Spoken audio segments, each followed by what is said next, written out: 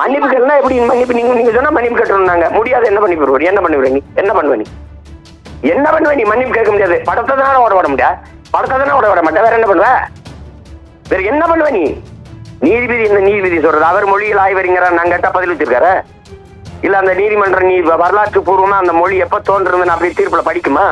படிப்பாரா அவரு? நிபந்தனையற்ற மன்னிப்பு என்ன கேட்கணும்? நீங்க நிபந்தனையற்ற மன்னிப்பு நீங்கள் என் தாய்மொழியில இருந்தா உன் தாய்மொழி வந்தது வரல நிரூபிச்சுட்டு கேட்க சொல்ல மன்னிப்பு நாங்க எல்லாருமே கேட்கிறோம்.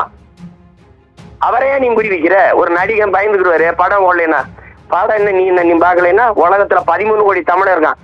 ஒவ்வொருத்தனும் பார்த்தா படம் பயங்கரமா விட போகுது அவ்வளவுதானே. அப்படின்னு மொழிகள் ஆய்வறிஞரை வச்சு தர்க்கம் பண்ணுவா விவாதி சான்று கூட நிரூபிச்சுட்டு போ. உன்னை யாரு கேட்டது? நீதிபதினு சொல்றேன். நீ கமலஹாசன் ஒரு நடிகர் ஒற்றை மனுஷன் நினைச்சிட்டு இருக்காத.